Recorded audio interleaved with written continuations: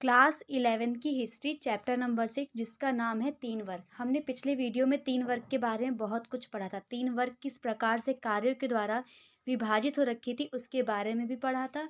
और हमने वहाँ पर अनेक प्रकार की नाइट मैनर प्रणाली, वेस्टलेस प्रथा और भी बहुत सारी चीज़ों को हमने ध्यान में रखकर पढ़ा था। मेन मुद्दा ये आता है कि इसमें हमने भिक्षु और भिक्षुणियों के बारे में पढ़ा था, जिसमें नन और मंक नाम के दो नर और मादा लोग वहाँ पर मठों में रहते थे। अब जो हमारा अगला टॉपिक है वो है फ्रांस के सर्फ और रोम के दास की जीवन की दशा। सबसे पहले इस टॉपिक में हम फ्रांस के सर्फ के बारे में पढ़ेंगे। आखिरकार जो फ्रांस के सर्फ होते थे वो कौन होते थे और उनका कार्य क्या होता था और वो कैसे अपने जीवन को व्यतीत करते थे। जो सबसे पहला पॉइंट है फ्रांस के सर्फ। फ्रांस के सर्फ आमतौर पर कृषि दास थे, ठीक है। वे अपनी जीविका कमाने के लिए दो प्रकार से भूखंडों पर कार्य करते थे। पहला जो भूमि होती थी उसके हिस्से में वह अपना खेती करते थे। जो भी रोजमर्रा के लिए उपयोगी होती है खाद्य पदार्थ उसको वो उगाते थे, कृषि करते थे। और जो उसका अधिकांश भाग लॉर्डों के पास भी होता था, ठीक है। जो भूमि का दूसरा हिस्सा है वहाँ पर वे कार्य तो करते थे, लेकिन उस कार्य के बदले उन कृषिदासों को कोई भी मजदूरी नहीं मिलती थी, ठीक है, क्योंकि उस पर लॉर्ड का स्वामित्व होता था। ये लोग फ्रांस के जो सर्फ थे, जो कृषिदास थे, ये लॉर्ड के अंडर ही काम करते थे, लॉर्ड की ज़मीनों पर ही काम करते थे। अपनी जीविका कमाने के लिए वो भूमि के दो खंडों में काम करते थे। एक खंड में काम करते थे जहाँ से उनकी जीविका चलती थी, और दूसरे में वो एक्स्ट्रा काम करते थे ताकि वो लॉर्डों को दिया जा सके, ठीक है। वह जागीर को छोड़ नहीं सकते थे, क्योंकि वो फ्रांस के जो भी मैनर होती थी, जो भी मैनर के जागीर के अंदर आते थे वो सब उसके अंदर ही काम करते थे। वो जागीरों को छोड़ नहीं सकते थे। उन पर कई प्रकार के प्रतिबंध थे, जैसे लॉर्ड के चक्की में ही आटा पीसना, अर्थात लॉर्ड जो देगा उसी में आपको खाना पड़ेगा, उसी में आपको जीवन व्यतीत करना पड़ेगा। उससे एक्स्ट्रा ना आपको मिल सकता है और ना ही उससे एक्स्ट्रा आप डिमांड कर सकते हो। उनका विवाह भी लॉर्ड द्वारा ही करवाया जाता था। अपनी पसंद के विवाह पर लॉर्ड का आशीर्वाद लेना पड़ता था। यदि वे अपने मनपसंद या लव मैरिज कह सकते हैं, अगर वो करते थे तो उनको भी आशीर्वाद लेने के लिए कि हाँ हमने ऐसी शादी की है, आप हमें आशीर्वाद दो और अपनी असीम कृपया हम पे बनाए रखे, हमें भी अपने अपने भूमि पर काम दे, इसलिए वो आशीर्वाद लेने जाते थे, जिसके लिए शुल्क देना पड़ता था। शुल्क मतलब कि कोई गिफ्ट हो गया या कुछ पैसे हो गए या कोई आभूषण हो गया, जिसके बदले जो आम जनता थी वो लॉर्ड को ये सब देती थी और उसके बदले लॉर्ड उनको आशीर्वाद देते थे। एक तरफ से तोहफा समझ लो शादी का। कृषिदास भागकर अगर एक वर्ष एक दिन छिपकर रह ले तो वे स्वतंत्र हो जाते थे। इस प्रकार उनका जीवन बहुत कठोर था। यदि उन कृषिदासों में से कोई भी एक व्यक्ति भाग जाए, कई सालों तक भाग जाए, तो वो स्वतंत्र हो जाता था। क्यों? क्योंकि वो काफ़ी दिनों तक उन सबकी नज़रों में नहीं रहता है। फिर गिने चुने अगर वहाँ पे 100 लोग काम कर रहे हैं और उसमें से 2 चले जाए तो उनको याद रहे कि 98 लोग बचे हैं, काम कर रहे हैं। फिर आगे चल के वो भूल जाते हैं, वो सिर्फ 98 लोगों को ही ध्यान में रखते हैं। अब जो नेक्स्ट टॉपिक है वो रोम के दास। रोम के दासों का जीवन बहुत ज़्यादा कठोर था। जिस प्रकार से फ्रांस के सर्फ का था उसी प्रकार से रोम के जो दास थे उनका भी जो जीवन था बहुत ज़्यादा कठिन माना जाता है। इटली में 20 लाख की आबादी में 30 लाख दास थे, ठीक है। दासों के साथ बहुत ज़्यादा बुरा बर्ताव किया जाता था। दासों की संख्या बढ़ाने के लिए दासों को प्रजनन विधि को अपनाना ज़्यादा कहा जाता था, ताकि जो दास हैं वो भी अपनी ही प्रजाति उत्पन्न करें और वो भी जाके आगे चलकर दास ही बने। क्योंकि दासों की संतान भी दास बनती थी, उनके पैरों में जंजीर डालकर रखा जाता था। अगर किसी दास द्वारा हत्या की जाती थी तो एक छत के नीचे रहने वाले सभी दासों को फांसी दी जाती थी। इस प्रकार रोम के दासों की स्थिति बहुत चिंता अगर आप याद करोगे, जो हमारा 3rd चैप्टर था उसमें भी हमने यही चीज़ पढ़ा था कि वहाँ के जो रोम के दास हुआ करते थे उनको जंजीरों से बांध कर रखते थे, उनको कोई थप्पा मारते थे जिससे पता चल जाए कि ये हमारा दास है या किसी और का दास है। इससे ही पता चल जाता था। उनको प्रजनन करने की ज़्यादा बोला जाता ताकि वो प्रजनन करके संतान उत्पन्न करे, ताकि आगे चलकर ही वो संतान दास बने। और धीरे धीरे उनको जो उनकी स्थिति थी उनको घटाते चले जा रहे थे, मतलब कि गिरावट करते चले जा रहे थे। कैथीड्रल नगर। अगर अगर पूछा जाए आपसे कैथीड्रल नगर पर टिप्पणी लिखो तो आप किस प्रकार से लिखोगे? ये इसमें लिखा हुआ है। कैथीड्रल बड़े चर्च के चारों ओर बसे हुए नगर थे। 12वीं शताब्दी में फ्रांस में कैथेड्रल या बड़े चर्च का निर्माण शुरू हो गया था। ये मठों की संपत्ति थी या मठों का संपत्ति था, परंतु इसमें समाज के विभिन्न लोगों ने अपने श्रम और धन से इसके निर्माण में सहयोग दिया था। वहाँ के लोग श्रम करके इस नगर का निर्माण करते थे, इस नगर में सारी चीज़ों को उपलब्ध करवाते थे। इनका निर्माण पत्थरों से होता था, ठीक है, जिसमें कई वर्ष लगते थे। निर्माण के दौरान ही उसके आसपास नगर बस जाते थे। जैसे जैसे कोई घर बनाना शुरू करता था तो धीरे धीरे वहाँ पे नगर की स्थापना भी होने लगती थी और बाद में ये तीर्थ स्थल का रूप ले लेते थे। इनका निर्माण इस प्रकार से किया जाता था कि लोग सभागार में पादरी की आवाज़ और भिक्षुओं का गायन, प्रार्थना, घंटियां दूर तक आसानी से सुन सके। इस प्रकार से इस सभागारों का निर्माण किया जाता था। खिड़कियों में कांच का प्रयोग किया जाता था ताकि दिन के वक्त सूरज की रोशनी अंदर आ सके और पूरा जो कमरा है उसको चमकदार बना सके। सूर्यास्त के बाद मोमबत्तियों की रोशनी से चर्च को सजाया जाता था, ठीक है। अब जो नेक्स्ट टॉपिक है हमारा वो है 14वीं सदी की शुरुआत तक 14वीं सदी की शुरुआत तक यूरोप का आर्थिक विस्तार किस प्रकार से धीमा पड़ गया था, उसके क्या क्या कारण रहे कि 14वीं शताब्दी आते ही यूरोप का जो आर्थिक विस्तार था वो कम होने लगा था। किस क्या क्या ऐसे कारण हो सकते हैं। तो 14वीं सदी का संकट, यूरोप का आर्थिक विस्तार 14वीं सदी की शुरुआत तक धीमा पड़ गया था। उससे पहले तो ठीक था, उससे पहले यूरोप आर्थिक रूप से बहुत मजबूत था, लेकिन जैसे जैसे 14वीं शताब्दी आई या 14वीं सदी आई तो ये संकट आने लगा कि यूरोप का जो आर्थिक विस्तार है वो धीमा पड़ने लगा, वहाँ की अर्थव्यवस्था गड़बड़ाने लगी।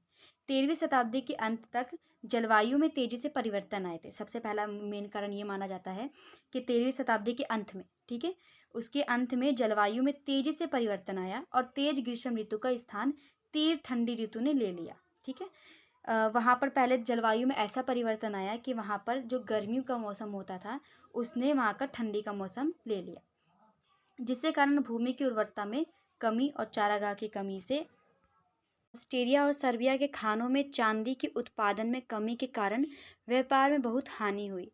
चांदी की कमी के कारण मुद्रा बनाने में सस्ती धातुओं का प्रयोग होने लगा था। थर्ड पॉइंट है, दूसरे देशों से व्यापारिक जहाज़ों के साथ चूहे आने लगे थे, जिसके कारण ब्यूबोनिक प्लेग फैला, जिसके कारण अनेक लोगों की मौत होने लगी और मरने वालों की संख्या कुल आबादी 20 से 40 हो गई। यूरोप की जनसंख्या 1300 में 750 लाख से घटकर 1400 में 450 ही रह गई। जब जहाज़ों के माध्यम से चूहे आने लगे और ब्यूबोनिक प्लेग फैलने लगा, जिसके कारण मतलब बहुत बड़ी आबादी में लोगों की मृत्यु होने लगी। इसके क्या क्या प्रभाव पड़े ये भी इसमें लिखा हुआ है। पहला प्रभाव देखा जाता है, इसमें सामाजिक विस्थापन हुआ। समाज से क्योंकि इतनी सारी चीज़ें होने लगी थी, लोगों का आर्थिक रूप से कमज़ोर होना भी एक बहुत महत्वपूर्ण कारक बन जाता है, जिसके कारण लोग इस समाज को छोड़ के दूसरे समाज में मिलना और जाना शुरू कर दिए। मजदूरों की संख्या में अत्यधिक कमी आ गई। कृषि उत्पादन में भी कमी आ गई। मांग कम होने से कीमत में भी कमी आ गई। प्लेग की महामारी के बाद मजदूरों की कमी हो गई, जिस कारण मजदूरी की दरों में 250% तक वृद्धि हो गई। अब जो नेक्स्ट टॉपिक है वो है इंग्लैंड में सामाजिक और आर्थिक संबंधों को प्रभावित करने वाले कारक। हमने 14वीं सदी का संकट पड़ा था, किस प्रकार यूरोप में 14वीं सदी का संकट पड़ा, किस प्रकार से वहाँ की आर्थिक स्थिति गड़बड़ाती चली गई। अब यहाँ पर इंग्लैंड के सामाजिक और आर्थिक संबंधों को प्रभावित करने वाले कारक पढ़ेंगे। सबसे पहला जो कारण माना जाता है वो है पर्यावरण, जलवायु परिवर्तन। 5वीं से 10वीं शताब्दी तक यूरोप में अत्यधिक सर्दी तथा ठंड थी। कृषि योग्य भूमि भी सीमित थी और कई बार किसान अत्याचारों से बचने के लिए वनों में भाग जाते थे, इसलिए कृषि की पैदावार कम थी।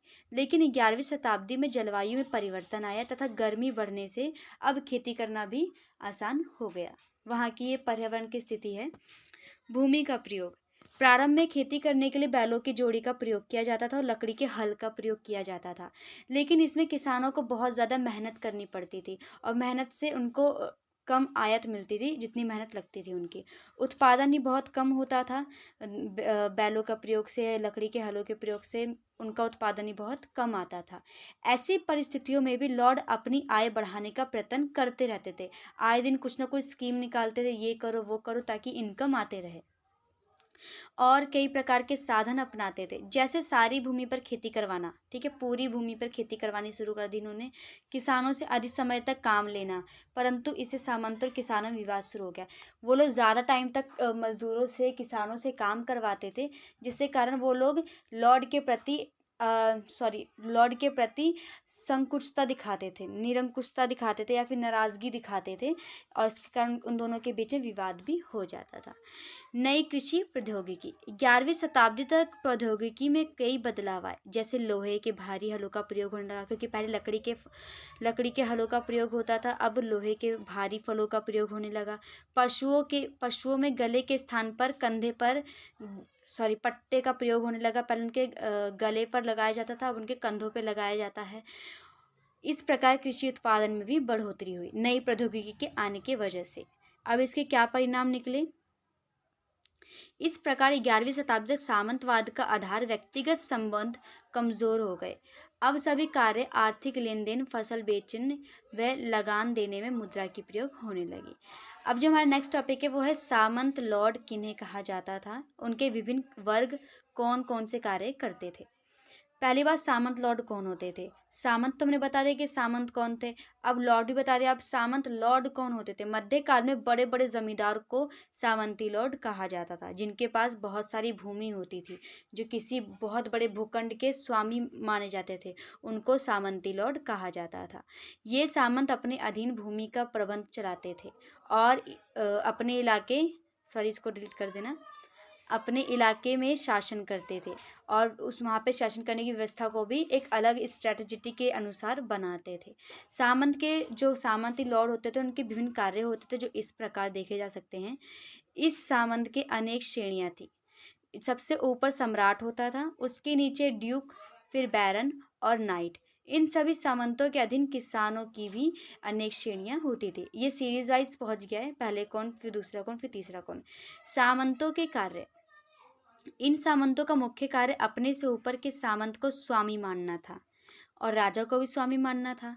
उनकी सेवा करना तथा आवश्यकता पड़ने पर कर देना, कर मतलब वही आपका टैक्स हो गया, और सैनिक सेवाएं प्रदान करना। अपने इलाके में रहने वाले लोगों के मुकदमे भी सुनते थे और आक्रमण के समय उनकी रक्षा भी करते थे। सामंतीवादी प्रथा का पतन।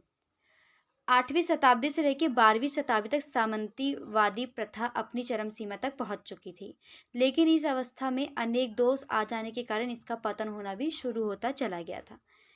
सबसे पहला जो कारक माना जाता है वो है आपसी युद्ध, या बोल सकते हैं हम गृह युद्ध। छोटे छोटे सामंत अपनी शक्ति और जागीर को बढ़ाने के लिए आपस में लड़ते थे, जिससे सामंतों की आर्थिक दशा बहुत ज़्यादा खराब होने लगी थी और सामंतवाद का पतन हो गया था।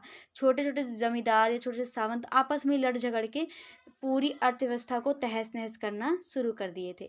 राष्ट्रवाद। सामंत केवल अपने स्वार्थ को पूरा करने में लगे रहते थे, परंतु शिक्षा के प्रसार के कारण लोगों में राष्ट्रवाद की भावना पनपने लगी। इस शिक्षित जनता ने सामंतों का विरोध किया।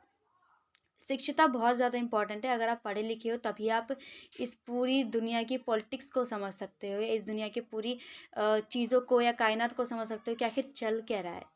तो वो राष्ट्रवाद की भावना लोगों के अंदर जागृत होने लगी थी, जब वो पढ़ना शुरू किए, समझना शुरू किए कि ये भी हमारा देश है, हम इनके गुलाम क्यों बने, हम तो स्वतंत्र हैं। किसानों की दुर्दशा। एक तरफ सामंत थे जिनके पास ऐश्वर्य की हर सामग्री पाई जाती थी, तथा दूसरी तरफ किसान थे जिनका इतना शोषण होता था कि 2 वक्त की उन्हें रोटी भी नसीब नहीं होती थी। अतः किसानों ने धीरे धीरे इस व्यवस्था का विरोध करना शुरू कर दिया। वर्ग का उदय।